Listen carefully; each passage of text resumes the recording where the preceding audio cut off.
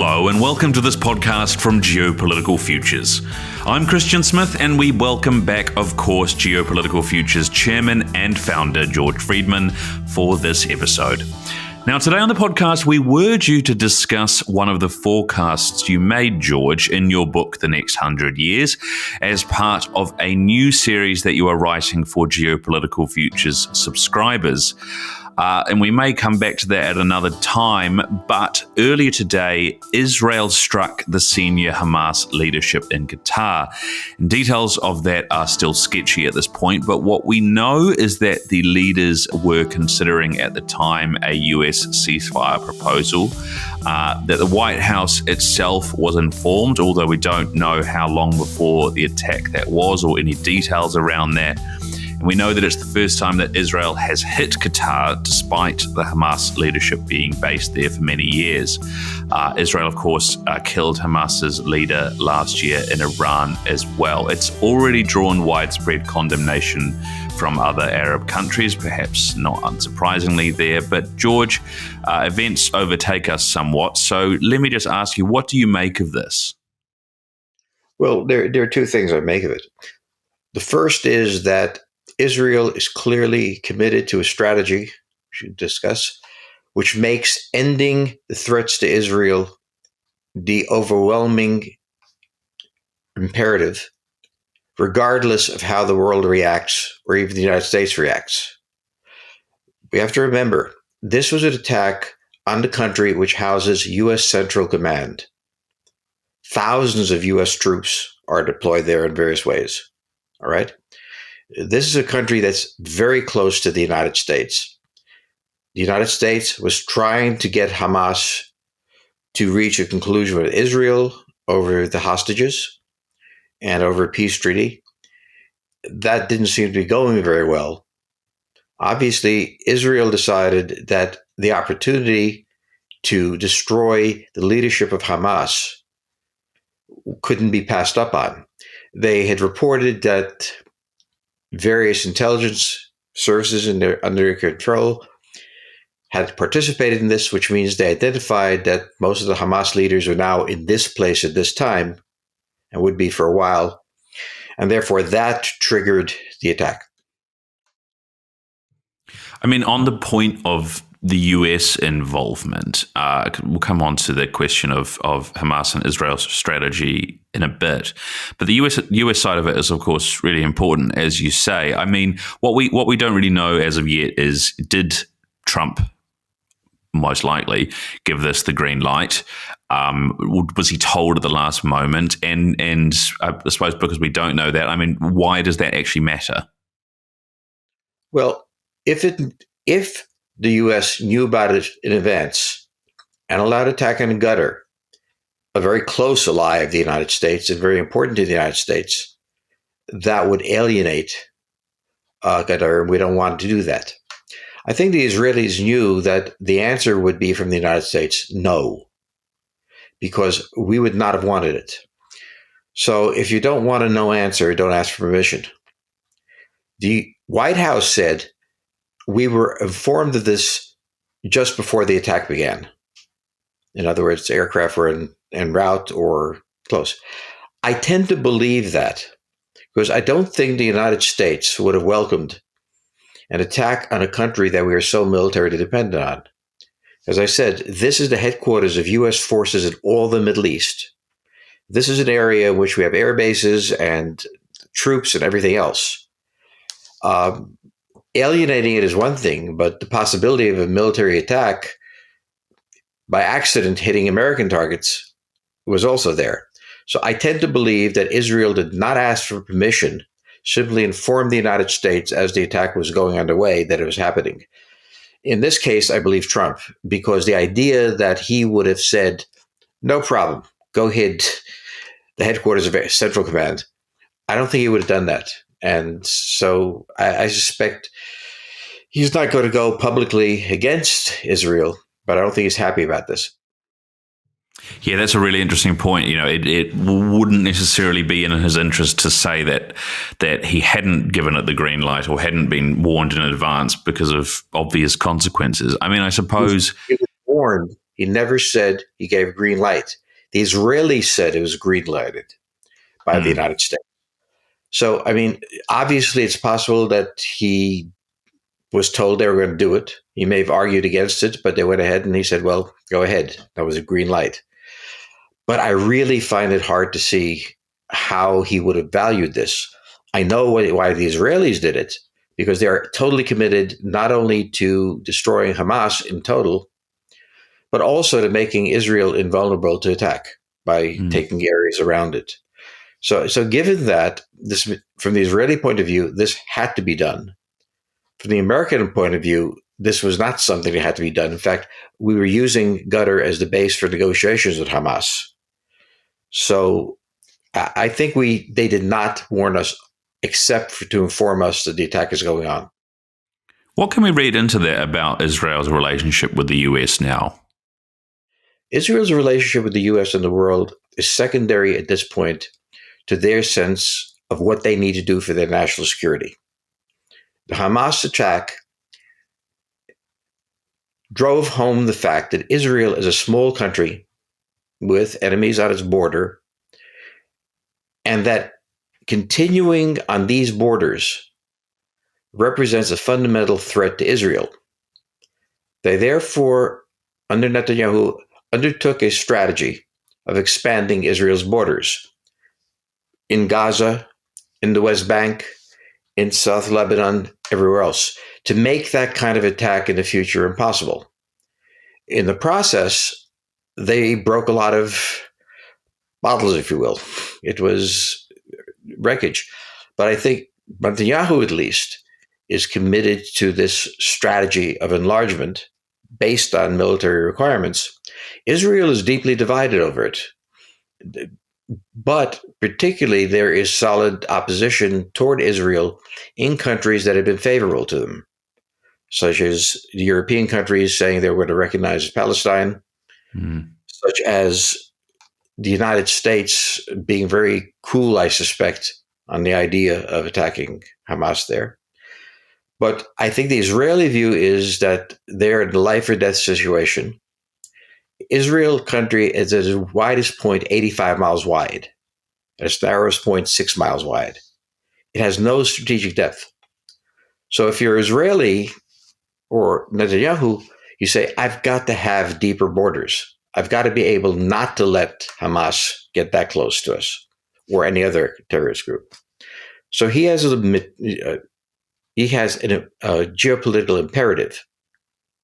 It runs counter to a lot of interests, and also the way he does it, and has to be done, is brutal. But he is going to the point where he has no return. He is what he is now. So the rationale is, I may as well go on as extremely as necessary, even if it alienates the United States. And will it work? I mean, do you think he'll be able to increase, I mean, in many respects, these borders?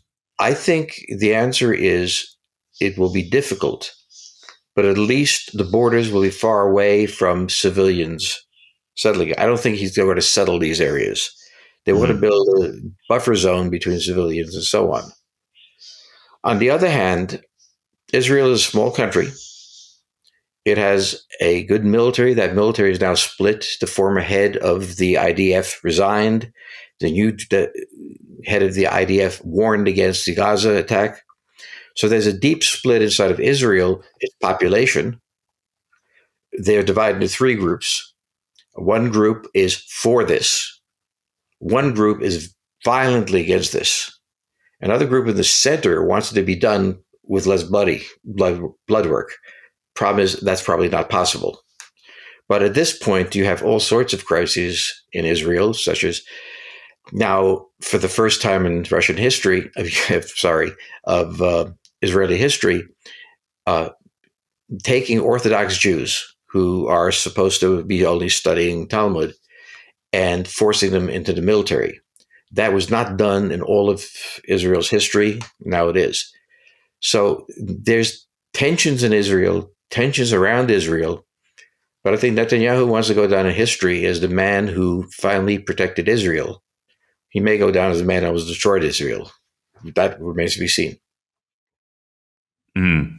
And I think, you mentioned there as well, when other countries might start to oppose this, or already are, like the European countries and at some point the US, would that make a difference if Israel was trying to go too far there? Or do you think that they'll just acknowledge it and press on? On one level, it makes a difference. Israel regards itself as part of the West. It was created by the United Nations. It was created by World War II and the end of the war and the Western powers. Israelis consider themselves part of the West, not part of the Middle East.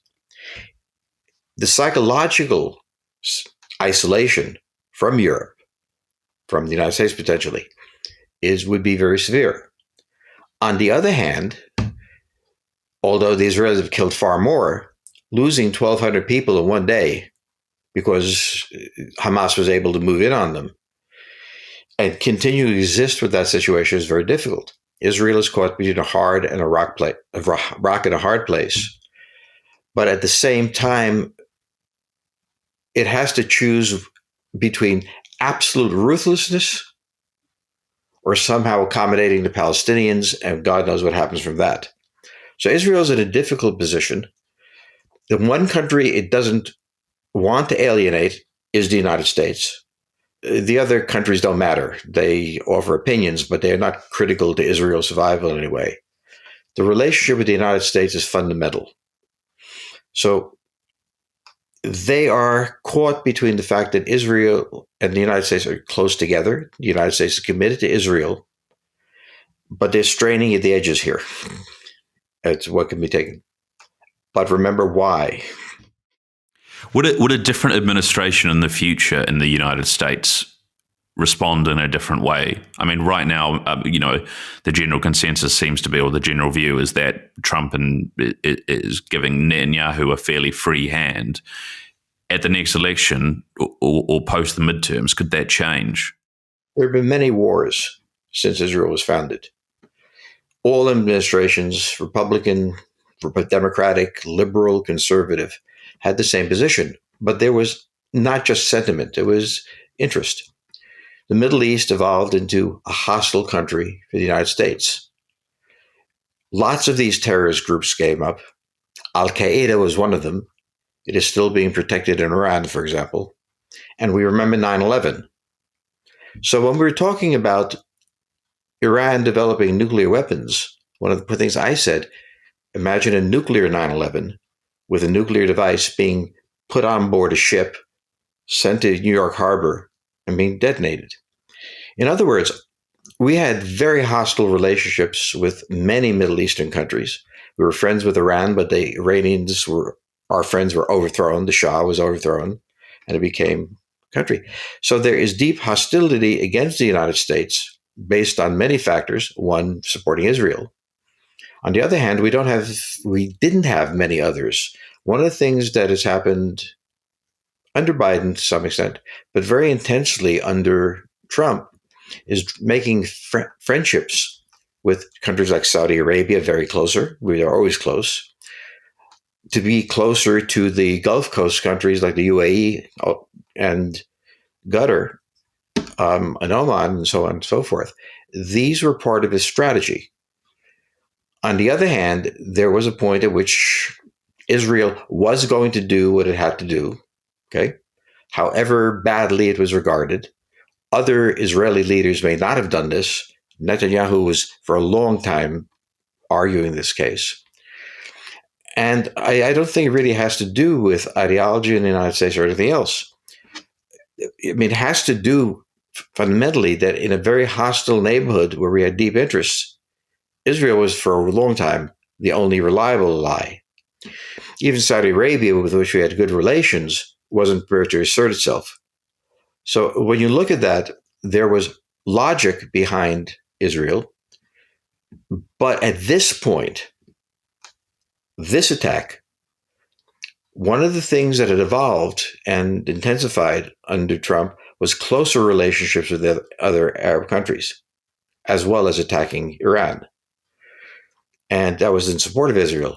But in this case, it was attacking a country that hosted A major U.S. command allowed them in the country, allowed U.S. troops into the country, U.S. aircraft, everything else. And now this struck at another initiative the president was taking, which is to grow much closer to the Arab countries and draw them into the Abraham Accords and so on and so forth. He was making some progress. This makes it very difficult to continue that.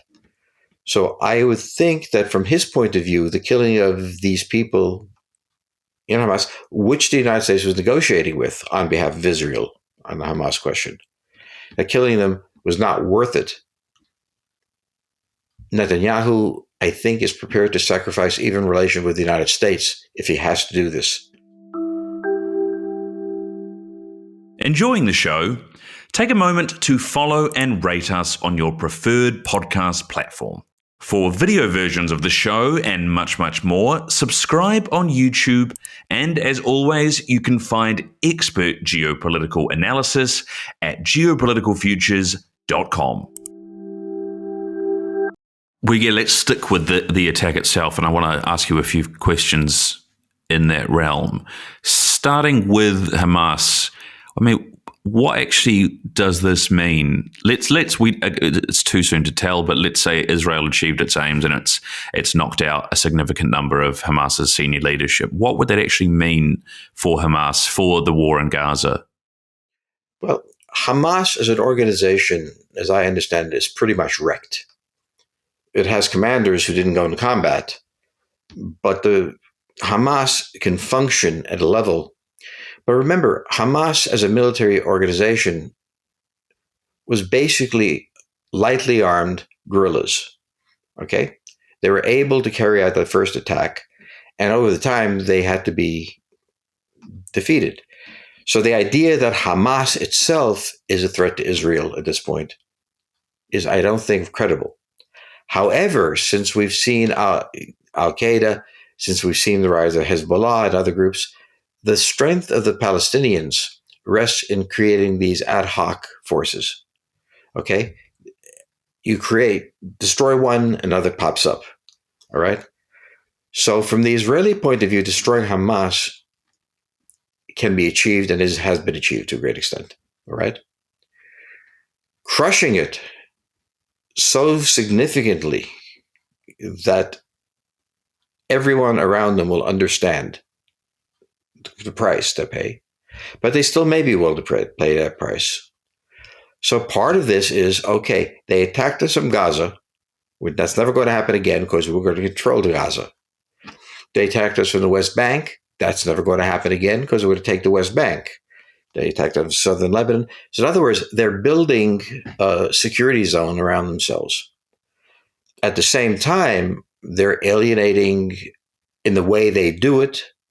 But even more so, most of the European countries don't need this at this point in time. Okay? The United States is prepared to have this because they really do want to secure Israel, but they're reaching the point where what Israel is prepared to do this time intersected with American capabilities and interests. And so it becomes very important because I think this is going to be a significant moment in U.S.-Israeli relations. Well, let's look at that and the kind of wider question of the region and regional security. I mean, on the one hand, you could sort of look at this and say, well, look, Israel has hit several sovereign states in the last couple of years: Iran, Syria, Lebanon, and now Qatar. And in many respects, those attacks on those sovereign states haven't really led to wider or at least completely destabilizing regional consequences, I suppose. If you're in those states, it might be a different story, but by and large, the world and the region has moved on to an extent. Could this be the same? Could this happen as well with Qatar? Could Qatar blink and just go, we're not happy about it, we're going to protest, but we're not going to go to war with you, Israel, or do anything more serious as a result? Well, it's possible. Remember, they've been attacked many times. The Israeli point is we've been attacked so many times, we need deeper borders. We need them farther away from us. We need to annex areas. Qatar, I think, was more open to Israel than other countries. It started trading with it quite a while ago, had trade relations. The entire Persian Gulf states, the United Arab Emirates, had much different relations with Israel than some of the other countries there. And they had hostile relations with countries like, so they didn't really object to this strategy. On the other hand, there's something very different about Israel hitting inside of a friendly country, which is what they were. They housed Hamas, but they also controlled them. There was also the venue for negotiations that they facilitated out with the United States and so on. At the same time, Qatar has a population. That population has to be both secured and feel secure. So the government of Qatar cannot simply say, hey, we understand, so on. The question might be asked, why were you housing the high command of Hamas? There are two answers. One, the high command was not in control of anything. They were far away, deeply uninvolved. They were not relevant. Secondly, where else would you like them? Israel, if they stay here, they probably won't have the ability to command and control Hamas there. So they're kind of irrelevant. And I think this was Israel's position up to the point where they realized or decided that they had to have broader borders and destroy Hamas. So the Israelis wanted to do this, to do a third job. At the same time, they felt that Qatar was not going to go anywhere else. Qatar was not going to break relations with them. The United States was not going to be that upset. So the calculus of the Israelis at this point is very different than it ever was before. We don't care who we alienate. We just never want another Hamas attack by a group by another name. And from the Qatari perspective as well, I mean, it's interesting that, obviously they are significantly different from some of these other countries that have been hit, in particular, probably, Tehran, where the former leader was killed. Qatar, much like the United Arab Emirates, is a commercial hub. And one of the things that they pride themselves on and do very well through is their airline and it being a regional and an international aviation hub with people traveling from across the world through Doha. And this is something that's obviously going to reverberate in that respect as well. Looking, George, at the Abraham Accords, and let's just take a look at the wider regional picture now. Obviously, Qatar's not a member of that. There's questions over how Israel actually reached Qatari airspace. Did it come, over other nations such as the Saudis? That's an interesting question in itself. But obviously, Trump is very keen on the Abraham Accords and expanding these to include other neighbors. I mean, does this threaten that now? Does it threaten the kind of advances that have been made in regional cooperation? Well, it doesn't do it any good. But you have to remember, the countries like Saudi Arabia, countries like Qatar and so on, are afraid of the Islamists. They threaten them. They feel they're threatened by them too. They're not unhappy at the thought of the Houthis, who are attacking in the south, being eliminated. So they have mixed desires. On the one hand, they also have an Islamic population. They can't appear to be betraying the fundamental interests of Islam in a way. At the same time, they're as worried to some extent as Israel is about these groups. Because if a group arises significantly inside of the population of Qatar, that threatens the airlines, the economic interests, and so on. So when you look at it, there are some nations like that I think welcomed the American attack on Iran. The Saudis, I think, were quite happy to see those nuclear weapons go away. And I think they were quite happy seeing the Israelis on their own soil, their own territory, fighting them, tying them down to terrorist groups, and destroying them. they're not in favor of them. And these were the countries that were attracted to the accords. Saudi Arabia, for example, for a long time has had good relations with Israel. Intelligence cooperation, some military cooperation, investments going toward Israel and so on. These things were there. So there is not such a thing as a solid Islamic world. There is that Islamic world that is wealthier, more distant from Israel, and so on, so forth, that sees Israel as an interesting partner even before the Islamic Accords. This was going on. Even before then, Qatar was trading with Israel, okay? On the other hand, they don't want to, it'd be like getting the fundamentalists very angry. So they, at the same time, had these relationships, but they didn't want to make it official, public, and so on, or didn't rub anybody's nose in it. But so there are these countries that were actually part of or happy with the Abraham Accords. There were also countries that, because they were part of the Abraham Accords, threatened them. Iran threatening Saudi Arabia in some ways, and so on. So it's a complex issue, but there was many Arab countries that were working with Israel for their national security, for trade. Israel had a good relationship. This is the first time Israel has taken a shot into one of these countries. Now, we understand they didn't attack Qatar per se, but these guys were under the protection of Qatar. They were negotiating with, these are the people they were negotiating with, the Israelis. Hitting Qatar was a major thing. It also is a major thing to the United States. Okay? If the United States was asked, do you mind blowing up buildings in Qatar? I think their answer would be yes. We have fundamental interests in Qatar. Destroying Hamas's leaders, they're pretty impotent anyway in Israel.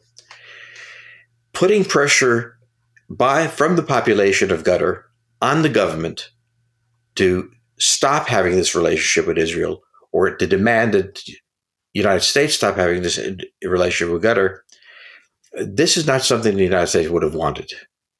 And if it turns out that the president did okay it, he's playing a different game than I am. But it seems to me that his statement, distancing himself from that, saying we were informed at the last minute, okay? Possibly U.S. intelligence knew what the Israelis were going to be doing, but he doesn't want it to appear that he blessed this operation.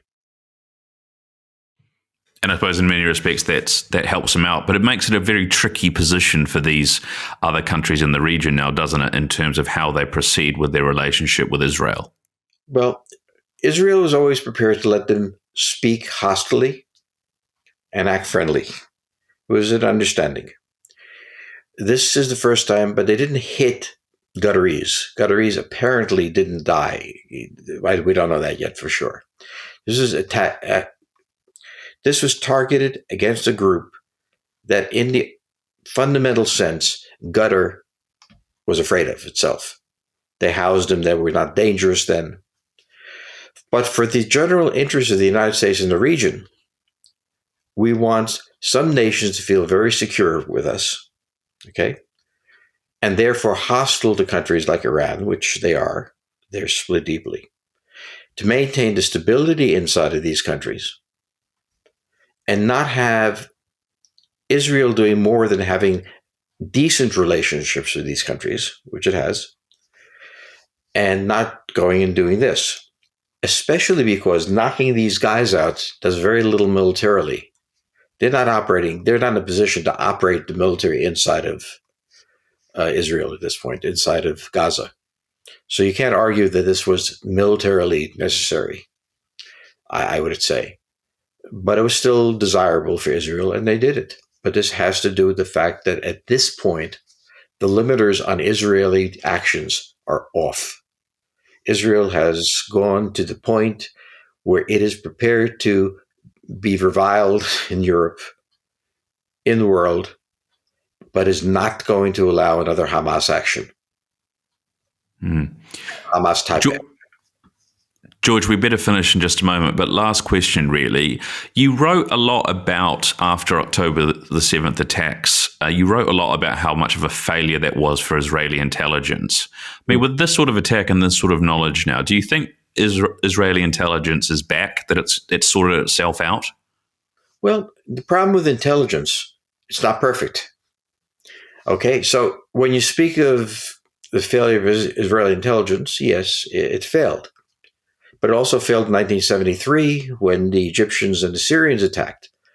So if you depend entirely on having perfect intelligence, you're asking for trouble, and you'll get it. So Israel's point is that, yes, our intelligence failed. Therefore, we cannot simply depend on our intelligence to protect our nation. Therefore, what can protect our nation? A ruthless campaign to create buffer zones all around us. And that's what they're pursuing. Now, if you're an Israeli, you're two minds of this.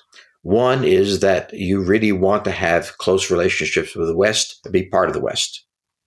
The other is you don't want another Hamas attack or Hezbollah attack or anything else. In this, the United States shares that interest because it was attacked by a group like this, Al-Qaeda, on 9/11. So for a long time, many Republican, Democratic parties were on board with this. The Biden people were fully on board with this as well. This is not a dramatic change from what Biden was saying, okay? So this has been a consistent pattern. This is not about Trump per se. So when we say he's breaking all norms, well, not the one with Israel. That's not a norm he's breaking. Okay, it's one of the few. On the other hand, this puts him in a different position because of the American presence there. George, we better leave it there. Thank you very much for your time on the podcast again today. And thank you out there for listening. We'll be back again in 2 weeks with another podcast from Geopolitical Futures. But until then, you take care and goodbye. Bye. Talking Geopolitics is brought to you by Geopolitical Futures, your source for geopolitical forecasting and analysis.